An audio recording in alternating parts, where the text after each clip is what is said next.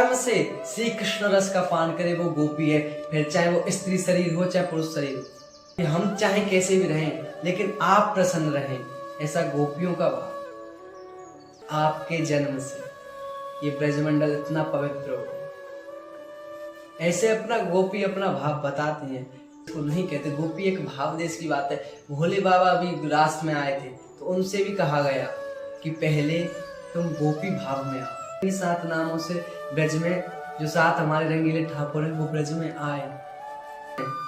बोले नाथ रमण प्रेष्ठ क्वासिठ्वासि महाभुज किनारे आए कालिंदिया कृष्ण भाव। हे प्राण हे प्रभु आप कहाँ गए। गोपी कौन है ब्रज में?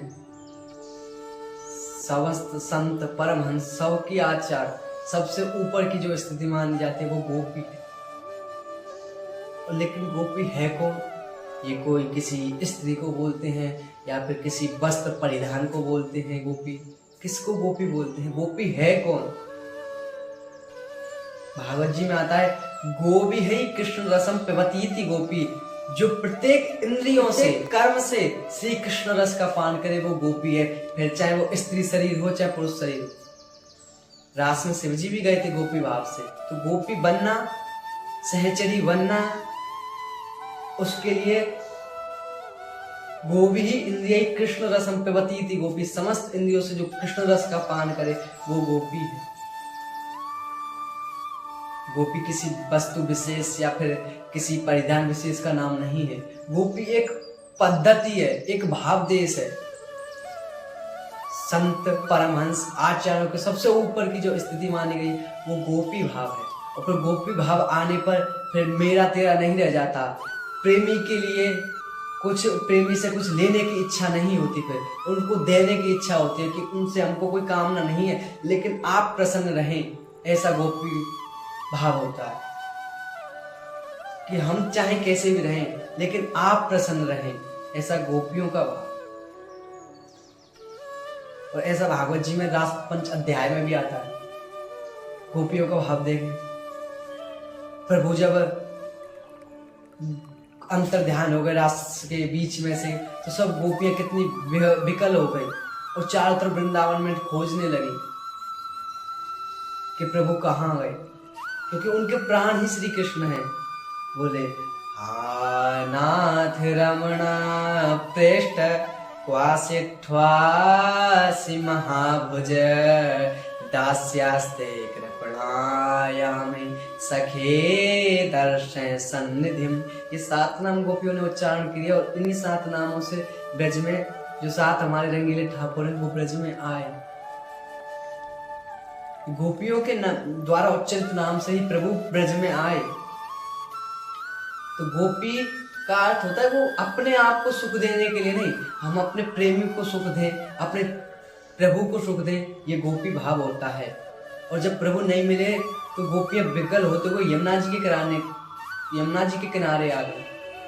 कालिंदी पुनः पुलिनमा कालिंद्या कृष्ण भावना समवेता जुगुप कृष्ण तदागमन कांक्षिता। कालिंदिया कृष्ण भावना, श्री कृष्ण को पाने की भावना से वो यमुना जी के किनारे आए। कालिंदिया कृष्ण भावना। हे प्राण हे प्रभु आप कहाँ गए, आप हमको छोड़कर क्यों चले गए।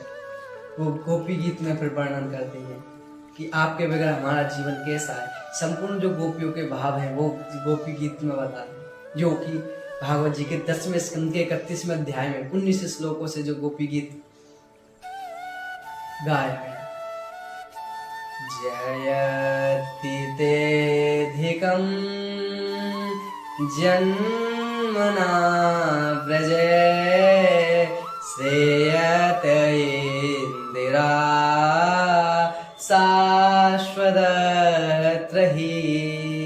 हे प्रभु आपके जन्म से ये ब्रजमंडल इतना पवित्र हो गया। ऐसे अपना गोपी अपना भाव बताती हैं, प्रभु तुम्हारे बिना हमारा जीवन नहीं, हम तो आपके लिए ही हैं। और आपके लिए सब संबंधी को छोड़ के आपके पास आएंगे। आप हम पर कृपा करें। तो आपको बता दें, गोपी कोई परिधान, कोई विशेष स्त्री विशेष को नहीं कहते। गोपी एक भाव देश की बात है। भोले बाबा भी रास में आए थे तो उनसे भी कहा गया कि पहले तुम गोपी भाव में आओ। तो आज भी प्रभु गोपेश्वर महादेव बने और रास में तब प्रवेश मिला। काकभूषुंडी जी भी आए, उनको भी कहा कि मानसिक रूप से मानसरोवर में स्नान करो, तब आप फिर आओ रास देखने के लिए, क्योंकि रास में बिना गोपी भाव के प्रवेश नहीं है। शिव जी को भी गोपी बनना पड़ा। तो सीधी बात यह है कि गोपी एक भाव देश की बात है।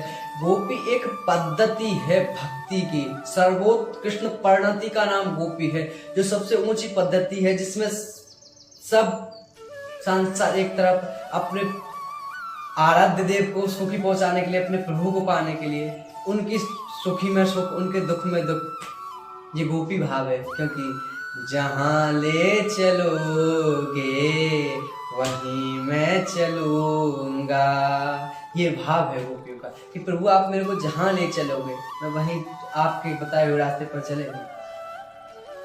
और जैसे नाथ रख दोगे, जहां नाथ रख दोगे वहीं मैं रहूंगा, जहां ले चलोगे वहीं मैं चलूंगा।